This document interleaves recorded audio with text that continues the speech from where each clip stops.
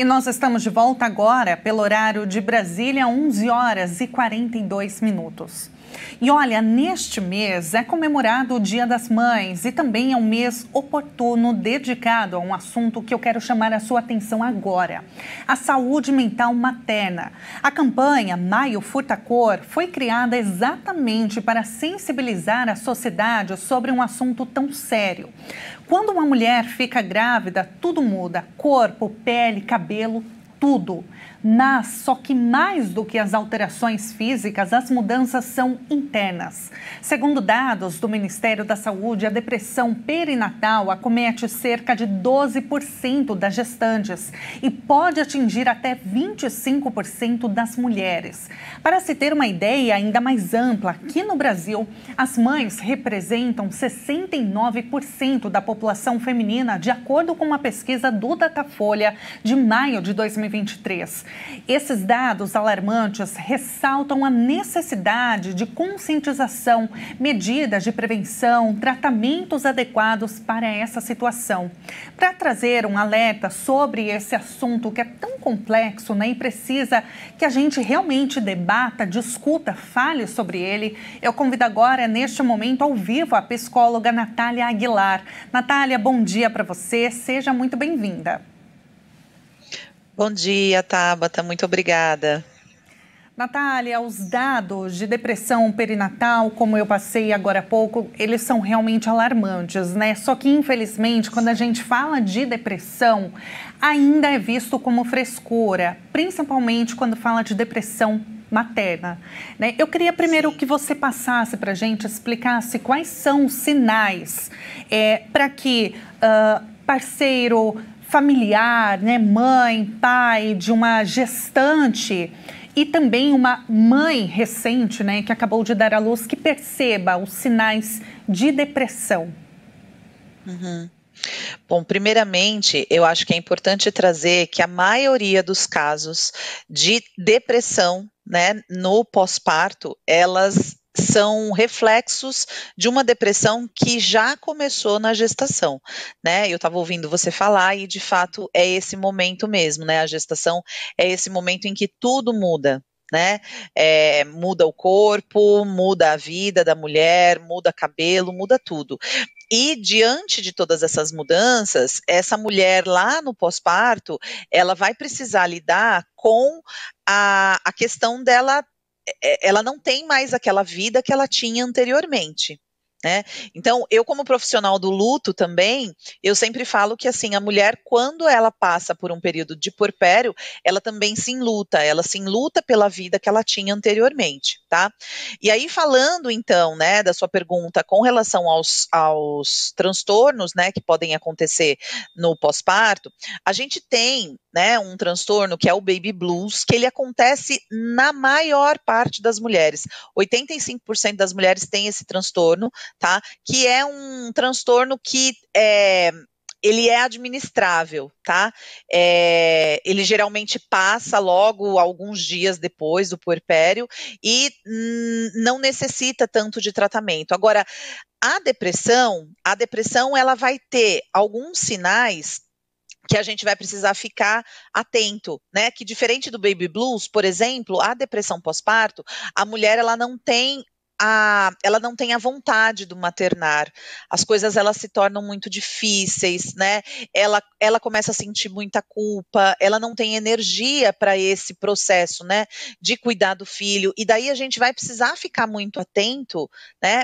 Principalmente, né, a rede de apoio para dar esse suporte, porque quando diagnosticado uma depressão pós-parto, essa mulher ela vai precisar de intervenção psicoterápica, às vezes até intervenção psiquiátrica também, para que isso também não possa evoluir para um outro transtorno, que é a psicose puerperal, que a gente tem esses 3 transtornos principais, né, para que ela possa ser cuidada nesse momento, né, e a rede de apoio vai ser fundamental para esse processo. É fundamental, e algo que eu quero chamar a atenção, Natália, é com relação ao pouco que se fala ainda sobre o tema, até mesmo pelos próprios médicos que acompanham a gestante durante todo o processo, né, da gestação, durante os 9 meses. Eu até gosto de compartilhar, né, experiências, porque nós estamos aqui numa entrevista, mas também um assunto muito do dia a dia mesmo, né? Então, eu não tive, por exemplo, sou mãe de uma criança pequena de 5 anos, eu não tive essa informação. Apesar de trabalhar com informação diariamente, mas a informação não chegou para mim, por exemplo, que sofri baby blues. E é um momento, de fato, muito difícil, de muito choro e de confusão, porque você não entende absolutamente nada do que está acontecendo. E o fato da rede de apoio, de fato, ser um apoio é fundamental para você passar por esse momento, né? E também chamar a atenção dos profissionais para que conversem, né, com as mulheres sobre isso. Olha, você pode passar por isso, mas tudo bem, né? Não se preocupe com os julgamentos, procure, né, um profissional, se preciso, né, de saúde mental, para que você tenha esse acompanhamento e não se sinta culpada, né, nesse momento que sentir esses sintomas que são, olha, pessoalmente eu posso dizer, são horríveis e parece que não vão passar, difíceis, né? Mas passam. Uhum. E a gente precisa sempre levar em consideração que, assim, sim, tá chegando um novo bebê, né, numa situação de uma mãe, eu falo que assim, né, não são só os bebês que são recém-nascidos, as mães também são recém-nascidas, né, porque dentro da psicologia perinatal, a gente procura desconstruir um pouco essa ideia de que esse instinto materno, ele vai acontecer logo que o bebê nasce, né, a gente entende muito que essa mãe, ela vai aprender, né, na relação com o bebê, a como lidar. Só que até que ela aprenda, né, ela vai passar por inúmeras mudanças que ela vai precisar se adaptar. E aí, é importante que a gente frise aqui, né, que a rede de apoio, ela não tem que ser somente para os cuidados do bebê. Essa mãe, ela também precisa de cuidados, né? Além dela precisar de cuidados, ela está precisando investir na relação com esse bebê também, né? Então, ela está vivendo ali, né, todas essas mudanças, muitas vezes com culpa, porque às vezes ela vai se questionar ali, poxa, mas esse instinto que todo mundo fala não aconteceu comigo, porque eu não tenho a menor ideia do que eu faço com o meu bebê quando ele chora, né? E tudo bem, porque é assim mesmo. Então, a gente fala muito pouco sobre esse tudo bem, é assim mesmo, você vai aprender, né, com o tempo e na relação com o seu bebê. Porque o que se vende, na verdade, é uma maternidade, é uma ideia de maternidade romantizada, né? Se você vê nos comerciais, né, de produtos de bebê mesmo, né, o que se tem são mães plenas, são mães organizadas, em ambientes organizados, quando na prática o que a gente vê é que os primeiros meses de uma maternidade ali recém-nascida são verdadeiros caos, né?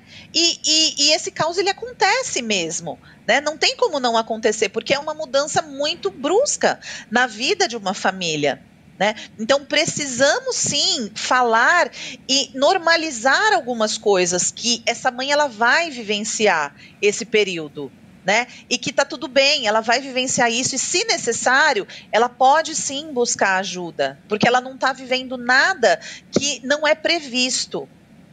Tá? Então, eu acho que é importante a gente trazer essa fala, né, ter esse espaço de fala para que as mães que estiverem assistindo, e aí agora, né, principalmente porque está chegando aí, né, o Dia das Mães, busquem compreender que esses sentimentos, eles são esperados, apesar de eles serem bastante difíceis, eles são esperados, esse caos, ele é esperado, e rede de apoio é fundamental. É fundamental, até mesmo para o desenvolvimento da criança, né, Natália? Porque afeta diretamente o desenvolvimento para positivo ou negativo, né? Porque se você tem uma mãe emocionalmente disponível, né, você tem uma mãe que vá conseguir identificar melhor as necessidades desse bebê. Agora, se você tem uma mãe exausta, né, que não... Vamos pensar, né? Se a gente está muito cansado, se a gente está vivendo muita privação de sono, a gente vai começar a priorizar o que a gente vai olhar, Né? O que vai ser necessidade para a gente? Então, a exaustão, ela pode nos tornar indisponível emocionalmente para o nosso filho. Né? E quanto mais indisponível, né, quanto mais exausta essa mãe vai estar, mais indisponível ela vai estar e mais isso vai afetar no processo de desenvolvimento desse bebê, porque menos ela vai conseguir satisfazer as necessidades dele, identificar as necessidades dele. Né? Então, é muito importante, né, que sim, vai ter um cansaço ali natural, né, mas o que hoje em dia a gente vê é uma realidade de mães muito sobrecarregadas, né, e é por isso que nesse movimento, tanto do Maio Furtacor quanto da mobilização nacional pela saúde mental materna, que são dois movimentos que lutam pela mesma coisa, né, a gente procura, principalmente no mês de maio, né, falar a respeito disso para a gente desromantizar um pouco essa ideia, né, de que toda maternidade vai ser tranquila, de que a gente vai ter só alegrias, enfim, né, a gente vai ter muitos momentos desafiadores também. Exatamente, compartilhar com outras mães sem julgamento, né? Cada maternar é único, é diferente e é especial de toda forma. Olha, Natália, exato, muito obrigada. Eu adoro esse assunto, viu? Poderia ficar aqui horas falando, mas infelizmente o nosso tempo acabou. Muito obrigada mais uma vez por ter se disposto a conversar conosco sobre esse assunto importantíssimo. Foi um prazer. Até uma próxima. Eu que agradeço, Tabata. É um prazer sempre conversar aqui com vocês da Hit TV, tá bom? Um ótimo dia. Um abraço, tchau, tchau. Um abraço, dia, tchau, tchau. Muito obrigada. Nós acabamos de falar com a psicóloga Natália Aguilar. E olha, eu gostaria de desejar para você que é mãe, que esteja nos acompanhando, gestante, é mãe de criança, de adulto, esse dia é muito especial e eu desejo a você, já de prontidão, um ótimo dia para você. Todos os dias são nossos, né? Mas domingo, claro, é mais especial, apesar do apelo comercial, a data não deixa de ser importante.